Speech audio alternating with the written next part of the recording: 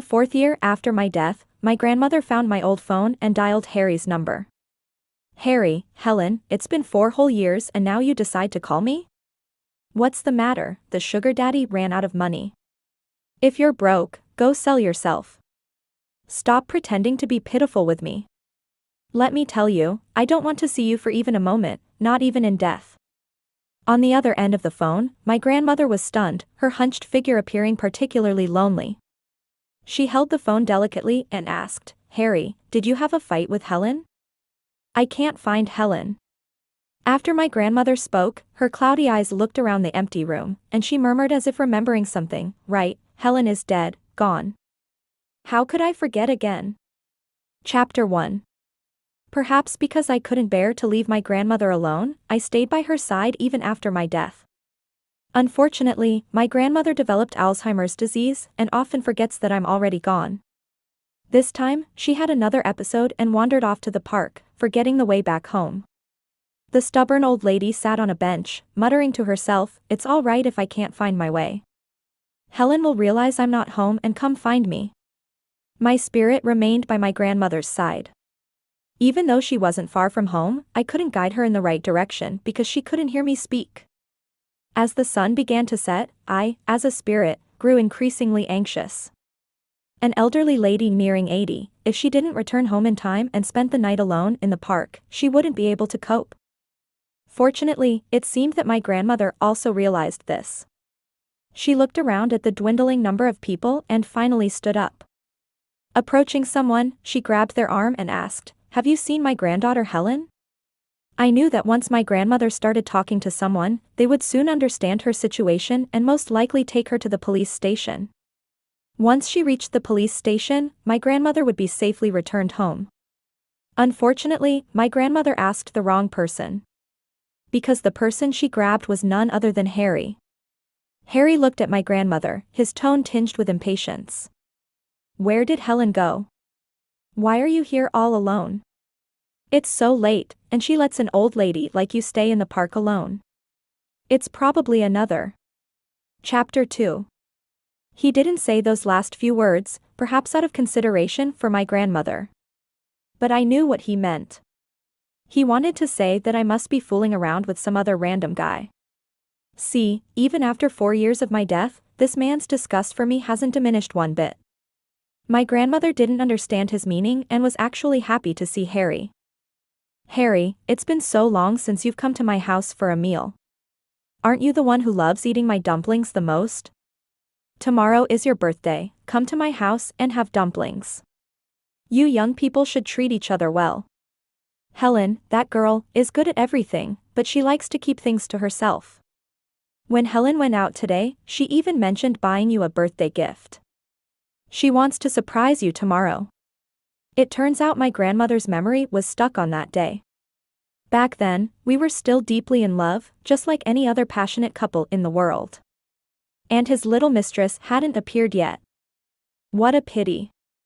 Upon hearing this, Harry's lips curled into a mocking smile.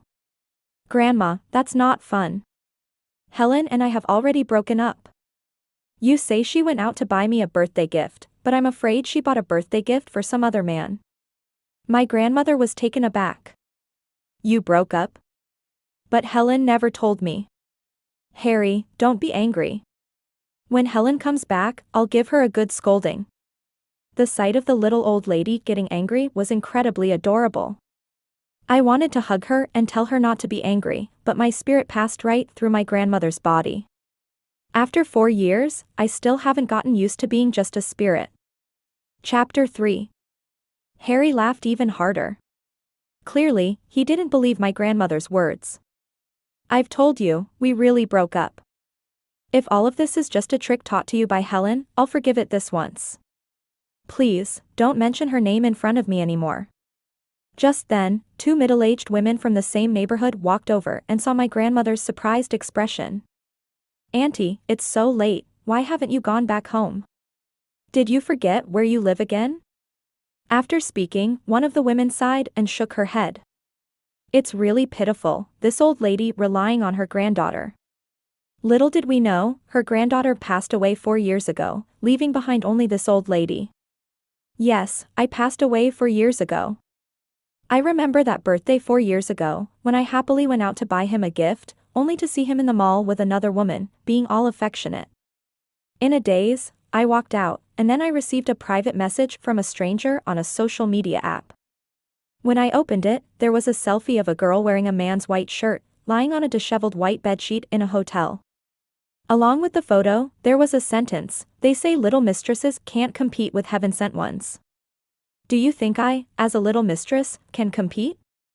I recognized the white shirt. The top button was sewn on by me personally. I remember it so clearly because the little flower I sewed on it was something I learned from a blogger online. Harry didn't mind it and even wore it to important meetings. He said it was a symbol of our love. But now, that symbol appeared on another woman. That's when I realized that love could be so cheap. Chapter 4. Upon hearing the words of the middle-aged women, Harry's whole body stiffened. Various emotions flickered across his face. Finally, he asked incredulously, "What are you saying? Helen is dead. You're all lying to me, right? It must be Helen who instructed you to say this. This woman is so good at sweet-talking." The two middle-aged women were quite shocked, murmuring to themselves while supporting my grandmother. Who is this person? Could they be crazy? That's right, who dares to casually talk about someone's death? That's like cursing them. At that moment, my grandmother seemed to remember something. She opened her mouth, trembling lips, and finally said, "Yes, Helen. Helen is no longer here." Harry stood there dumbfounded, looking somewhat ridiculous. Meanwhile, my wandering spirit drifted back home with the two women supporting my grandmother. I even felt relieved when my grandmother entered the house, grateful that Harry didn't follow along. Perhaps because she remembered my death, my grandmother felt very sad. The lonely old lady sat on the sofa, her thin hands caressing my photo as tears silently streamed down her face. You were so young, how could you leave before your grandmother?" she whispered. I floated over, wanting to wipe away her tears, but I passed right through. All I could do was cry and console her, saying, "Grandma, Helen hasn't left. Helen is right here." Unfortunately, my grandmother couldn't hear me. At that moment, the doorbell rang, followed by Harry's voice, "Grandma, open the door, it's me, Harry." I was startled. No, I couldn't let him in. If he came in and started going through my things. Chapter 5. I dare not imagine what the consequences would be. My grandmother was a bit slow, slowly turning her head upon hearing the doorbell and the calling. She seemed to be contemplating. Harry's voice came from outside the door again. "Grandma, just let me in." "Helen, I thought about it calmly just now. How could you possibly be dead? It's just a ploy to deceive me. I'm here now, what are you pretending for? Open the door." He shouted angrily, followed by forcefully ringing the doorbell. I was angry. His loud yelling would frighten my grandmother. He used to be different, always speaking softly, afraid of sounding even slightly harsh, whether it was towards me or my grandmother. But now, besides ringing the doorbell, he had started banging on the door. I felt a sense of resentment and rushed to the door, wanting to give him a good beating. As a spirit, I passed right through the door. Even though I swung my fist angrily, it just passed through lightly. Because I couldn't teach Harry a lesson, I was frustrated, and even tears of anger welled up. But as a mere spirit, I couldn't cry with the same intensity as before. I scolded him in anger. "Yes, I lied to you. Leave, just go away, and never come back." Just as I was throwing a tantrum, I heard a sound of something falling inside the house. I was afraid something happened to my grandmother, so I quickly went back inside.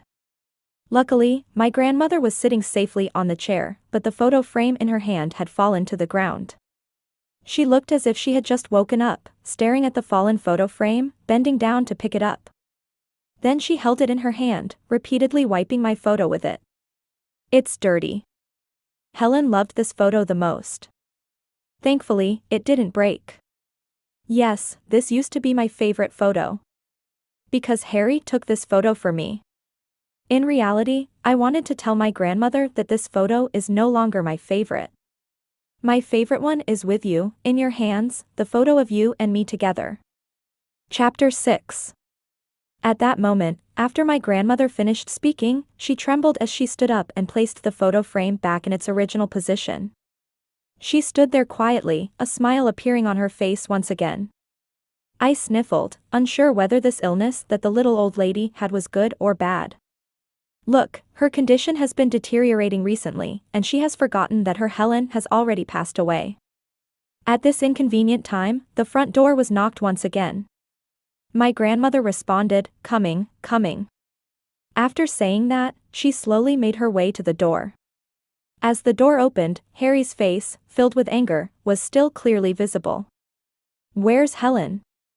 After saying this, Harry's eyes scanned the surroundings. I knew he was looking for me. My grandmother was very tidy and often cleaned the house. Since she developed Alzheimer's disease, sometimes when I crouched nearby, I would even see her cleaning the house twice. The only difference was that 4 years had passed, and the house remained exactly the same. "Oh, it's Harry, isn't it?" After my grandmother lost her memory, she became even more adorable. She warmly called out to Harry, "Come in and have a seat, Helen." Helen went out, yes, she went out. But where did she go? As she spoke, she turned her head to look outside the window and murmured, "It's already dark outside. Helen will surely come back soon. This girl never spends the night outside. She said she can only rest easy if she stays with me at night." Chapter 7. Harry didn't seem to be in the mood to listen to my grandmother's words. Especially after hearing my grandmother say that I had gone out, his eyes were filled with mockery. Deep down, he was mocking me. Fortunately, he was still somewhat decent and didn't say anything too harsh. Instead, he walked towards my room. I couldn't stop him from entering, so I simply floated beside him, observing what he would do next. In the instant the doorknob turned, a pink-themed room came into view. This was carefully prepared by my grandmother for me. She was skilled with her hands, even sewing the pink curtains inside. I really liked it here. Even after death, I would float around and rest on this bed. Unfortunately, souls don't need to sleep, nor do they feel tired. After opening the door, Harry continued walking inside, his gaze falling on the table, on our photo together. A hint of surprise flickered in his eyes, but it was quickly replaced by mockery. "Aren't you already with someone else? Why keep this photo? To reminisce about how miserably you deceived me in the past? Helen, the biggest regret of my life is loving you." After saying that, he violently opened the photo album, took out the pictures inside, and tore them to shreds.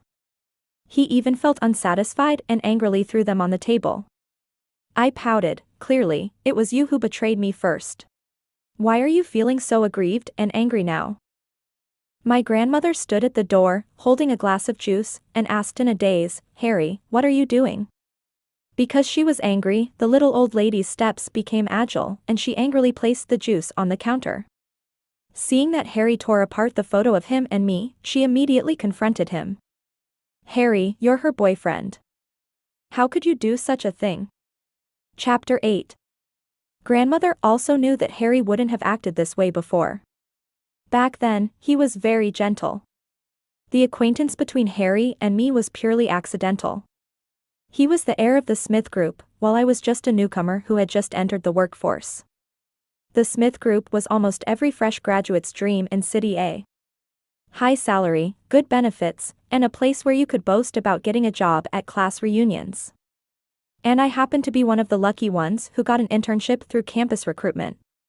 Unfortunately, the workplace was much more complicated than I had imagined. I remember in my first month of work, the company organized a department gathering. Charlie, the department manager, was my senior in school, and we had crossed paths a few times before. During the gathering, he insisted on pulling me and another girl who joined the company at the same time to have a drink, claiming that this department gathering was prepared for the two of us. He even patted my shoulder and leaned in to say, "Helen, I couldn't refuse, so I had to gulp down 2 glasses. But the girl sitting next to me had already turned pale. She held her glass of water, looking a bit lost. Sensing that something was off, I whispered to her, and she pitifully told me in a low voice that she was allergic to alcohol. The department manager, holding his glass, proudly declared that newcomers must have a drink. The girl looked troubled, and being timid, she could only explain softly, "I'm sorry, I'm allergic to alcohol and can't drink." As soon as he heard this, the department manager burst into laughter, saying, "I'm also allergic to alcohol, but it's okay to drink a little. People who have entered society need to learn how to drink a bit, you know?" The others joined in the commotion, and the atmosphere became chaotic.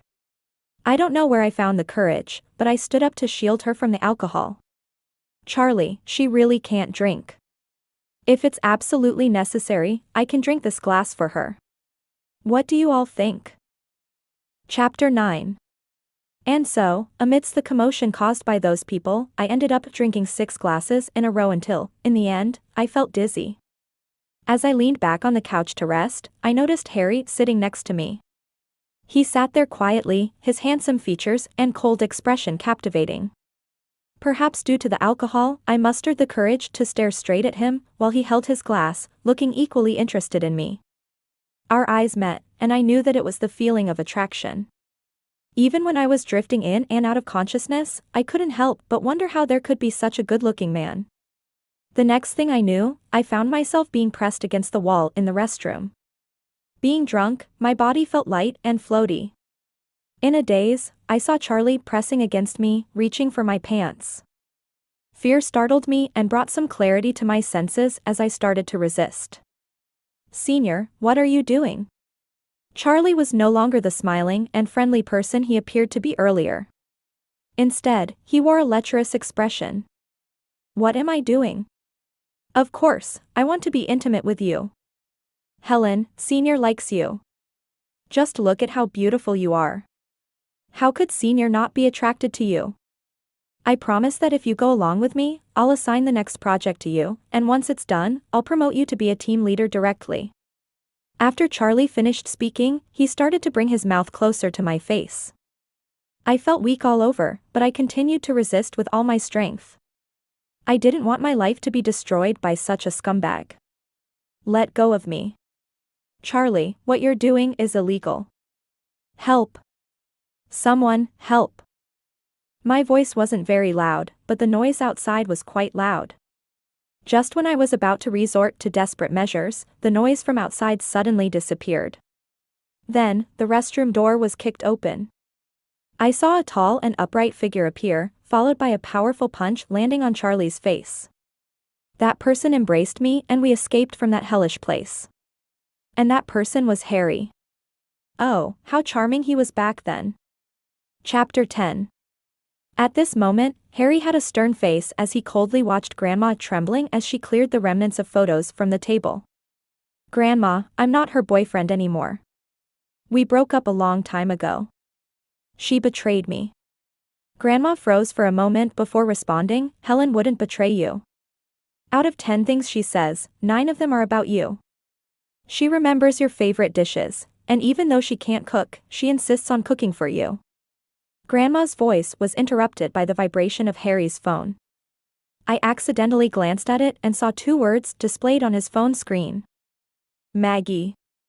His eyebrows subtly furrowed, and despite the continuous vibrations, he didn't answer the call right away. I found it somewhat amusing. Men truly are creatures who quickly tire of things. Once they have something for a long time, they get bored. Wasn't he so in love with his little mistress back then? Now, in this state, who is he putting on a show for? After the phone vibrated for a while and stopped, it stubbornly continued to vibrate. Harry opened his mouth as if to say something, but in the end, he clenched his phone and walked out. I was curious whether they got married or not and what they would talk about.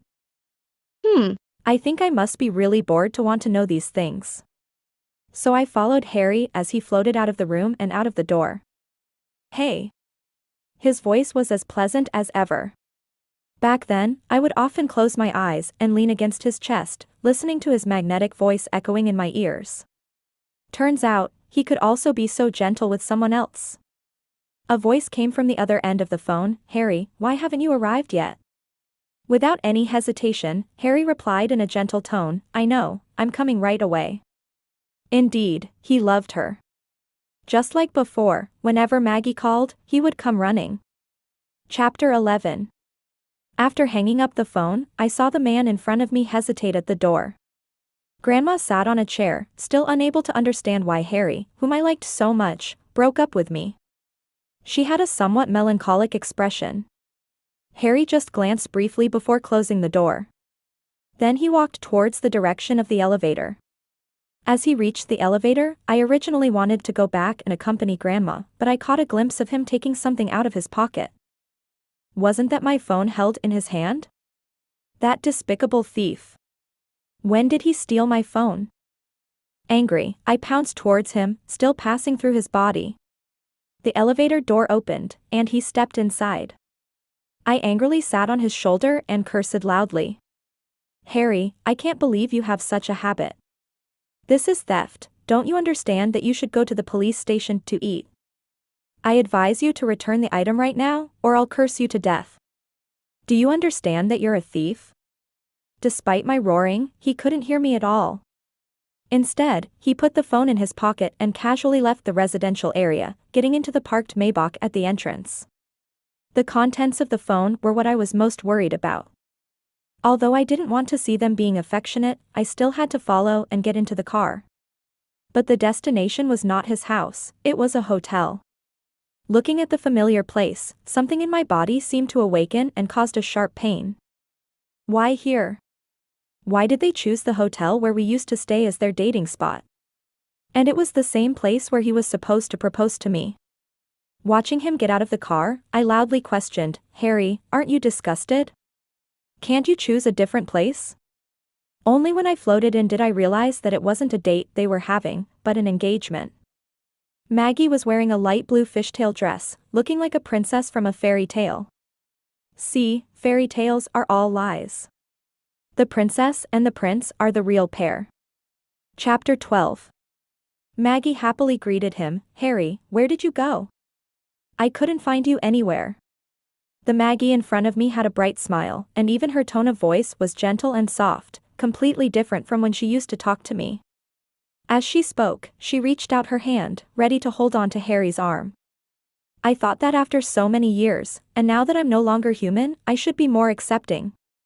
But when I saw Maggie's intimate gesture, I couldn't help but feel disgusted. I don't know if Harry did it intentionally, but in the moment when Maggie reached out her hand, he took a step back, avoiding her touch, and instead walked towards his mother. "Dad, Mom." Maggie's hand missed its target, and a hint of fierceness flashed in her eyes, but quickly she withdrew it, looking embarrassed. Suddenly, she looked in my direction and muttered through gritted teeth, "Helen, it's all because of you, you damned woman. Are you still lingering around after all these years?" I was taken aback. Could Maggie see me? I reached out my hand and waved it in front of her eyes. Luckily she couldn't see me. However, Maggie took a deep breath to adjust her emotions, then filled her face with a smile again, turned around, and walked towards Harry's parents. "Harry." But Harry turned around and softly said, "The guests haven't all arrived. I'll go to the restroom for a moment. You stay here and keep my parents company." With just one mention of a mom and dad, Maggie's eyes curved with a smile. She lightly responded, "Okay." I didn't have time to pay attention to Maggie's small talk with Harry's parents because I saw Harry gripping his phone and quickly heading towards the restroom. He wasn't going to the restroom, he had other intentions. Sure enough, Harry reached the corner of the hallway, took out his phone, and pressed the power button. My heart started pounding. Knowing that I couldn't snatch the phone away, I clenched my fists and stared intently at his actions. Chapter 13. Soon, the phone screen lit up. Just as I was on edge, the screen flickered and went blank again. He tried again, but the phone still wouldn't turn on. Well, it had been over a year since Grandma last charged it. It flickered a moment ago, so maybe it's broken. However, Harry took out his own phone and dialed a number. "Lee, come out for a moment." Lee was his assistant, and he quickly came out after receiving the call. Harry handed him my phone, "Get it fixed as soon as possible." Also, look up any news about Helen. Lee took the phone, a hint of confusion in his eyes, but he agreed nonetheless. For years, a whole 4 years, and now he finally wanted to look up information about me. Unfortunately, I'm already dead. I even started to imagine that upon learning of my death, he would be happy, right? After all, that woman he despised and didn't want to see even for a moment had finally disappeared from this world. Soon, Harry was called back by his mother. The hotel was filled with guests, all witnesses to their happiness. I used to have dreams of this scene, but unfortunately, I never lived to see this day. Harry was called up to the stage by the host to give a speech, and I floated in front of him, flying around. His brow remained furrowed, and I couldn't accept it. I approached his ear and asked him, "Harry, you unfaithful person, now that you've gotten what you wanted, what else could you possibly be unsatisfied with?" Harry couldn't hear me, but his gaze remained fixed on the direction of the door. I followed his gaze, but I didn't understand what he was waiting for. Was he waiting for Lee to come back and tell him that I was dead? Even if he found out, so what? Suddenly, the MC handed the microphone to Harry's mouth and smiled, asking him, "Harry, do you wish that today is the day you marry Maggie?" Chapter 14. The whole place fell silent, everyone's gaze fixed on Harry, and I also turned my gaze towards him. His lips moved, looking at Maggie beside him, about to speak, when the phone vibrated again. "Sorry, I have to take this call." The call connected, and I floated closer to him, hearing Lee's voice coming from the phone. "Harry, Helen might have died 4 years ago. There was a drowning incident 4 years ago, and there is evidence suggesting that the car owner was likely Helen. However, the police couldn't find anything after searching for half a month, and since Helen's only relative is her elderly grandmother, they gave up." Lee's voice was low, only audible to Harry and me. I saw Harry's face turn pale instantly, and then his hand trembled as he pressed the end call button, opening the message Lee sent him. Inside was the news of my drowning 4 years ago. Although the report didn't explicitly mention the identity of the person who drowned, with just a little attention to my disappearance date, one could guess it was me.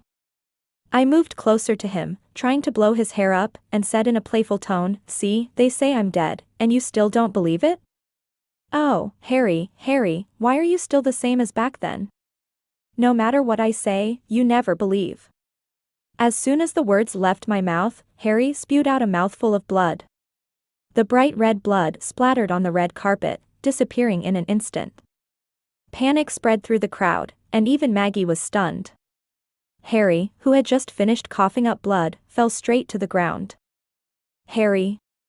I shouted, rushing over to try and support him, but his body passed through me, and he fell to the ground lifelessly. The scene erupted in chaos. Harry's parents were also shocked, and a few people reacted quickly, hastily lifting Harry onto a car and rushing him to the hospital. I didn't know what to do next, so I floated into the car and crouched on Harry's chest, staring at him.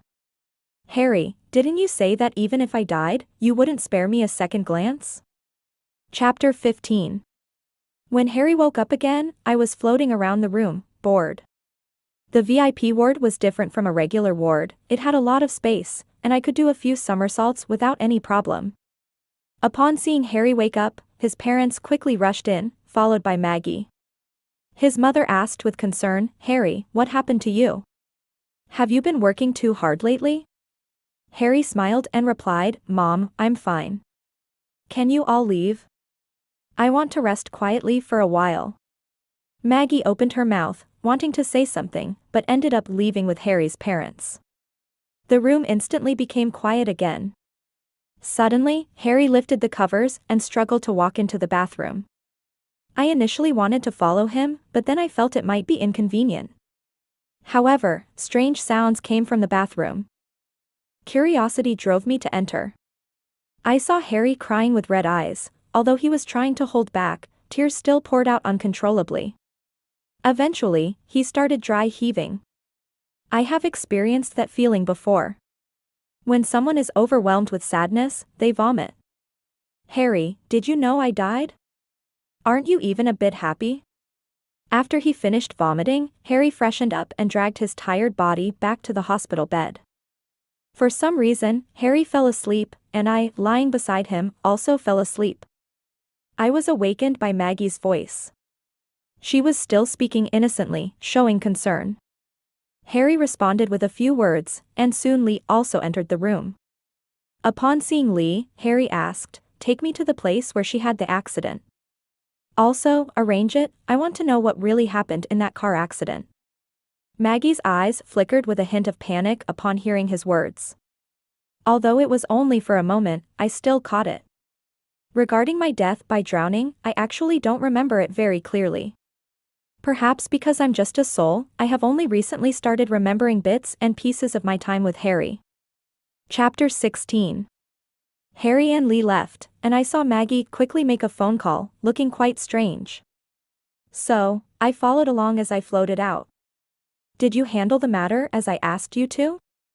I know it's been 4 years, but you also know that once Harry decides to investigate, it's impossible to hide the truth. Are you sure you didn't reveal any loopholes? But now, what's going on? For all these years, I've been trying my best to prevent him from finding out that the damn woman is already dead. But in the end, he found out. I suddenly realized that the damn woman Maggie was referring to was me.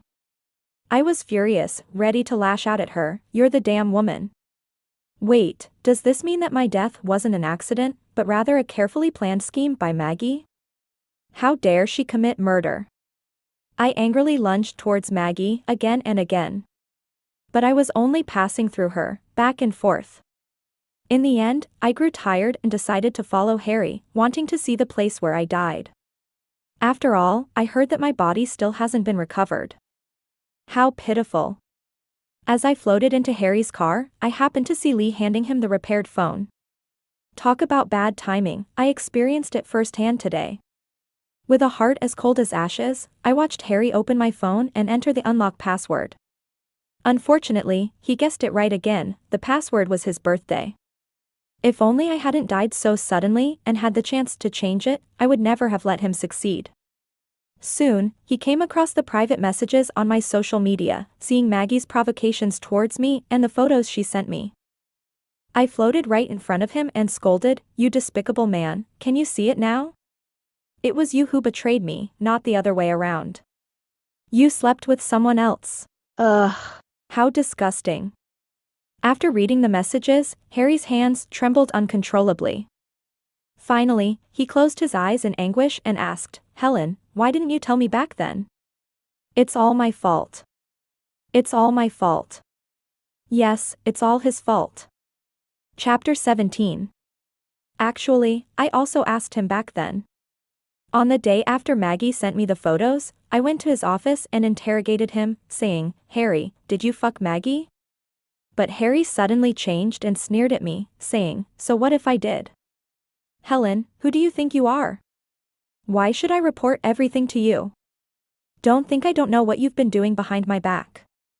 Listen carefully, Helen, Harry, have never loved you." He had told me he loved me just yesterday. And now he's denying everything while embracing another woman. I stared blankly at all of this, unable to believe my own ears. Until later, Maggie looked down on me with a mocking smile and said, "Helen, let me tell you the truth. You were just a substitute for Harry's emotions. Now that his real girlfriend is back, you, the substitute, better roll as far away as you can." I clearly remember that a few days ago, he held me in his arms and proudly said, "Helen, you were not honest last night. I've become yours, you have to take responsibility." Looking back, we did have many sweet moments together. The car quickly arrived at our destination. After Harry got out of the car, he went straight to the trunk and took out a diving suit, putting it on. Lee was shocked by his actions and didn't have time to say anything before Harry found his spot and leaped into the sea. I followed him and jumped in too. The water was deep, and the deeper we went, the darker it became. Even though I am now just a soul, I still felt a bit scared. This time, he stayed underwater for a long time, and even when his oxygen was almost depleted, he was reluctant to leave. Lee started urging him, "Harry, the oxygen is running out. You should come up. If you continue like this, you'll end up dead." He remained silent and continued to dive deeper into the sea. Even I was losing patience. The water was so deep and cold, the deeper we went, the lower the pressure became. Even professionals couldn't retrieve me, let alone him.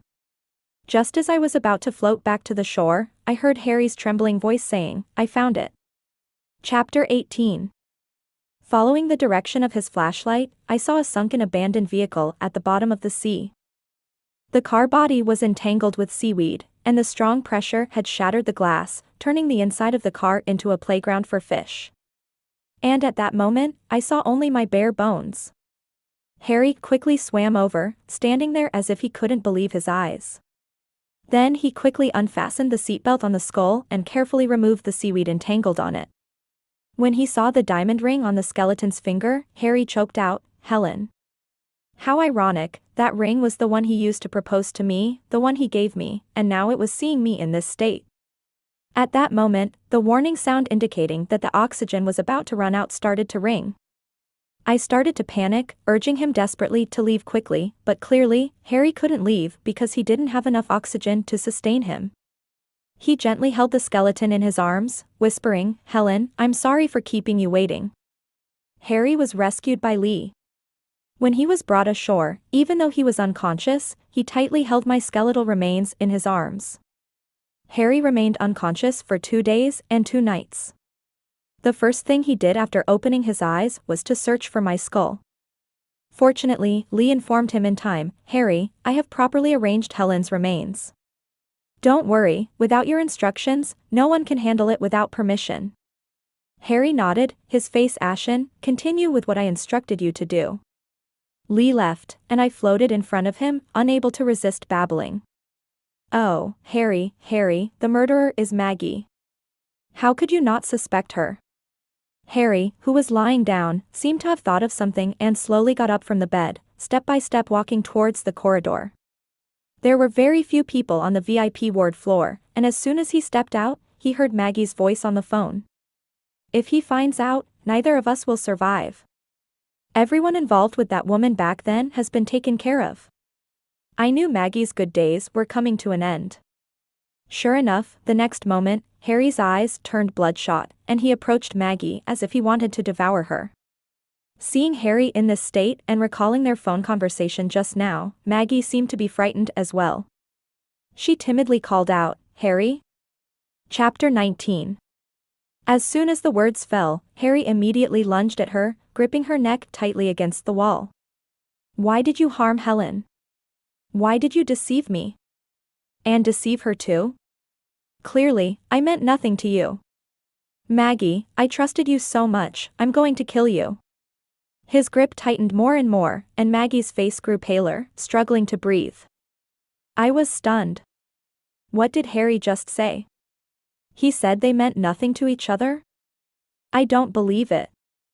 If they really meant nothing, why didn't he explain when I questioned him? Why did he continue to have an entanglement with Maggie while having me? I coldly watched this scene, and for a moment, I truly wished Harry would strangle her to death. Lee rushed over, pulling Harry's hand away, while Maggie gasped for breath. "Harry, you can't do this. Helen died so unjustly. If you directly strangle the real culprit, wouldn't that be letting her off too easily?" Harry's body suddenly stiffened. Maggie managed to catch her breath, her body uncontrollably collapsing to the ground, then coughing violently.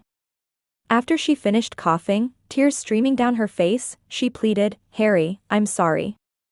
Please, forgive me. Harry, it was a moment of madness on my part. It's all because I loved you too much. I didn't want anyone to take you away from me." Harry clenched his teeth, squeezing out a sentence through his gritted teeth, "Get lost, I don't want to see your disgusting face anymore." Maggie froze, staring blankly at the man she had loved for over a decade. "I will have Lee gather all the evidence to charge you with Helen's murder. Spend the rest of your life in prison. Get out." Maggie was startled, stumbling away from the scene. I thought I would be angry too, but as I looked at Harry with bloodshot eyes, I suddenly felt relieved. I sat beside him, chattering away. "All right, big man, why are you crying again? Look, I haven't shed a tear. It's a pity, I died so young, you know? There were so many places I hadn't been to. Just as I was speaking, I heard Harry speak up, "You should leave too. Take care of the things I entrusted to you, make sure they are done properly. I don't care how you do it, no matter how much money or cost, I want you to hire the best lawyer and make sure Maggie rots in jail." Lee acknowledged and left. Harry forced a bitter laugh, his eyes bloodshot. He muttered to himself, "Helen, I'm sorry, it was all my misunderstanding. You said Maggie wasn't a good person, I should have believed your words."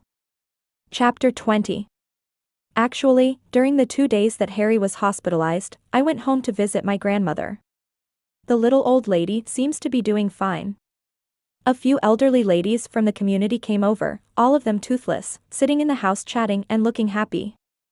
However, the old ladies would suddenly fall silent when they inadvertently mentioned their granddaughters. But my grandmother doesn't remember anything. She talks freely, talking about how excellent and handsome her granddaughter and grandson-in-law are. I think it's actually good that my grandmother doesn't remember those things. When I returned to the hospital, Harry was packing his things. He placed his phone on the bedside table, took off his valuable items, and then took my phone and a letter from somewhere I didn't know. He avoided the hospital surveillance and went to the hospital's basement garage. I didn't know what he was going to do, but I had a vague feeling that something was not right. Seeing him sitting expressionlessly in the driver's seat, I immediately followed and sat in. I shouted at him, "Harry, where are you going? Why don't you bring your phone or valuable items?" He couldn't hear me speak, just stepped on the gas pedal and drove away. I felt a bit anxious, watching him stepping on the gas pedal recklessly as we headed towards the coastal highway. Even if the car was playing my favorite song, it couldn't alleviate my anxiety at the moment. Is this foolish man planning to sacrifice himself for love? Just when I thought Harry was going to drive the car into the sea, he stopped the car. I touched my chest, which was no longer beating, and let out a long breath. "You idiot, you scared me. I thought you were going to jump into the sea." Harry closed his eyes, took a deep breath, and then took out a lighter, igniting the envelope that had been sitting on the passenger seat. "Helen, I'm sorry. Helen, are you by my side? If there really are souls in this world, I beg you, please accept my letter." The flames slowly rose, and in my hand, a letter appeared with the words, "To Helen," written on it. Chapter 21. Helen, I'm sorry for speaking to you in this way, but Helen, I really don't know what else to do. I was so foolish, you've been gone for 4 years, yet I still thought you were alive. It's my stupidity. It's only now that I realize Maggie easily deceived me with just a few photos. I had no idea she would send you those kinds of photos and messages behind the scenes. Helen, I swear, I have never touched her. It has always been you, from beginning to end. And you were never a replacement for anyone, especially not for her. You are simply you. Remember when you asked me why I chose you and when I started to have feelings for you? Well, I'll tell you the answer now. It was that gathering. You risked your own safety to protect others. It was both foolish and adorable, and that's when my heart started to flutter. Do you know, Helen? I found your secret diary on your phone. It contained every little detail about us. Our first date, our first kiss, and even our first. Helen, Grandma was right. You are a kind-hearted and thoughtful girl, and I have let you down. I saw your last message on social media, Harry, if I really die, what about you? Will you die with me? Now I can tell you, I will. Helen, please wait for me. The secret diary was indeed the place where I kept my journal. Everything inside was set to be visible only to myself. In just a few hundred words, I spent a long time reading. When I finally snapped out of it, I heard the sound of Harry stepping on the gas pedal. The front of the Maybach faced the sea, and I knew exactly what he intended to do. Harry, are you crazy? I don't want you to die for love. Promise me that you'll live, do you hear me? But he couldn't hear my shouts. At that moment, the car rushed towards the sea. Memories started to flood back, as if I was reliving the day of the ocean plunge. Countless waves engulfed me, stinging my nose, throat, and lungs with a burning pain. Death isn't scary, it's the process of dying that's terrifying. Chapter 22. I watched as the seawater gradually submerged the Maybach, and I jumped into the sea without hesitation. Even though I knew that jumping into the sea wouldn't change anything. But I still plunged in, watching Harry close his eyes, being engulfed by the water. I climbed into the car and looked at him with closed eyes. Isn't this the sharp and handsome man that I once deeply loved? But now, he's going to die too. The sea is really deep, and I sink deeper and deeper with Harry. Just when I felt desolate, a voice came from behind. Helen, is that really you? I turned around and saw Harry floating outside the car window.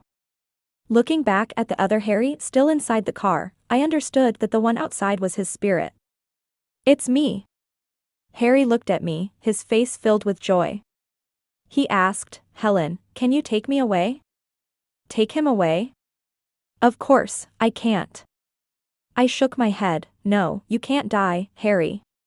You have to hold on, they will come to rescue you soon. Harry, I'm already dead, I can't take care of Grandma. If you can live, please take care of Grandma for me, okay? She's the only one I care about in this world. As I said that, I paused for a moment. It seems like besides Grandma, I forgot about someone else, someone who is very important to me. But who is she? I can't remember at all. Harry smiled bitterly and asked, what about me? You? Harry, you will still have people who love you and whom you love. Start your life anew. I seemed to hear a voice coming through. And then, the Maybach was lifted up by something. Someone found Harry who jumped into the sea. I knew he was going back. Harry was saved. Not long after he and the car were pulled out, an invisible force pulled him back. I smiled and waved at him, please take care of my Grandma, definitely. I tried to maintain the most beautiful image in his memory. Chapter 23. When Harry woke up again, I was still by his side. As soon as he opened his eyes, they became teary red. Unfortunately, with the oxygen tube still inserted, he couldn't speak for the time being. He could only move his eyes to look at Lee.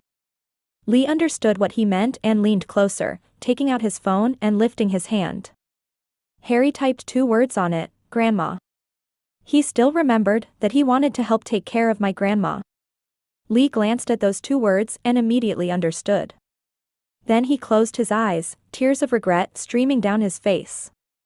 What's the use of regret? I'm already dead. I crouched over his chest, looking at his agonized yet ridiculous face.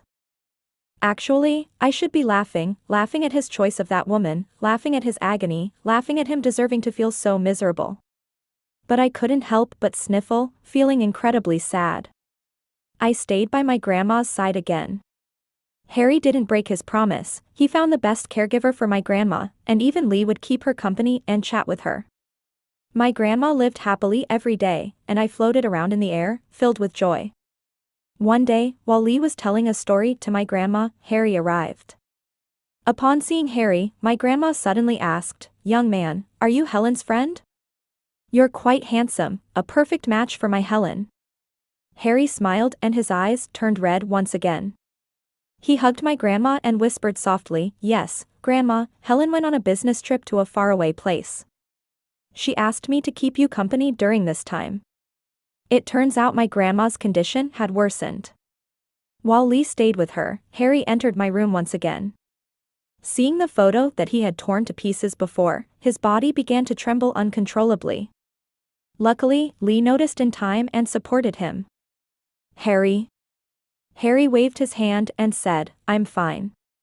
Then he pushed away Lee's supporting hand and took small steps into my room, desperately trying to piece together the photo that he had torn apart before.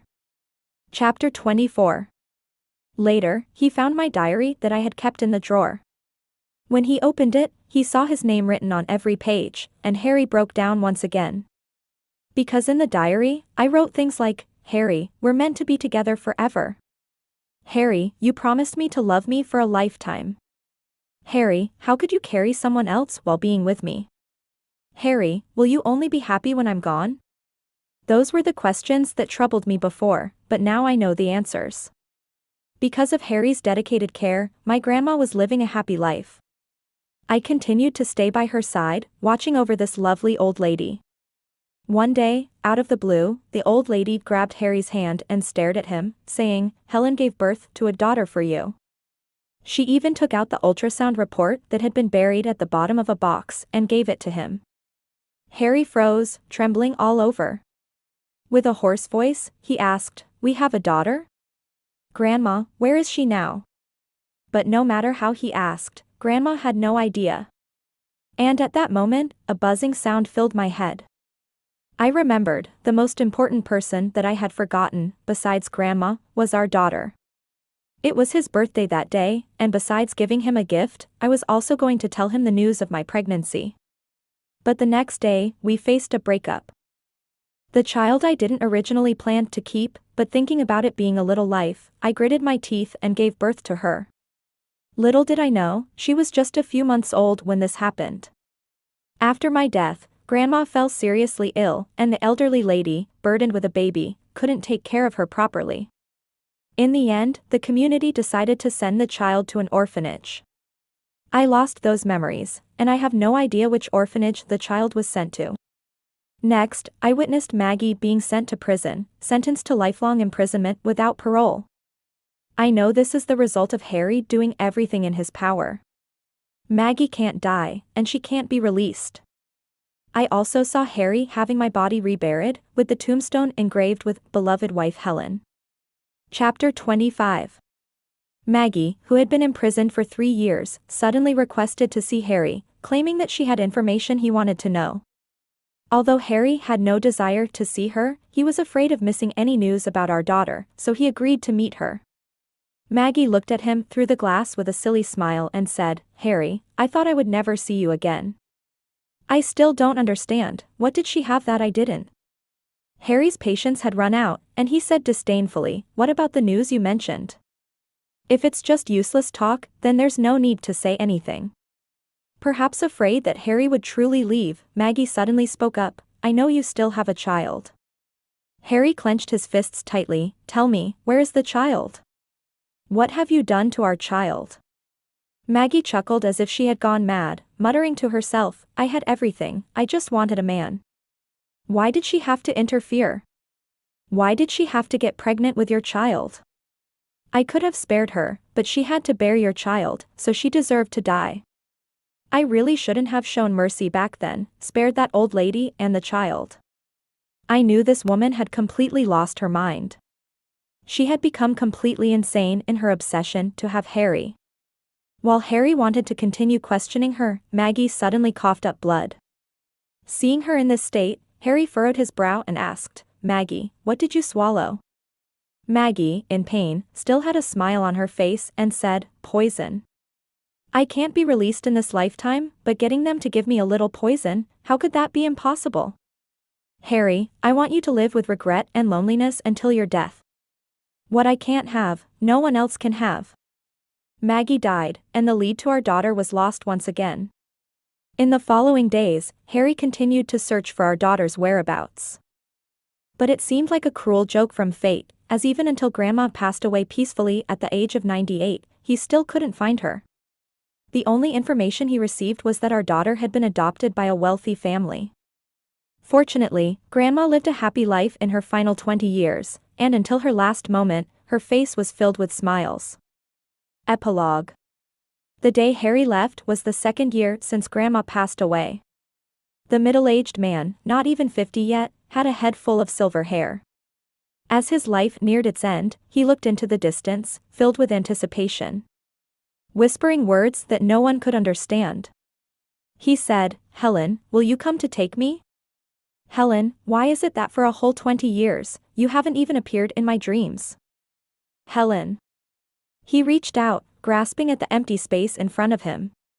But at that moment, he saw a girl who looked almost identical to Helen. Harry smiled. "Helen, is that you? I knew it. You've come to take me away."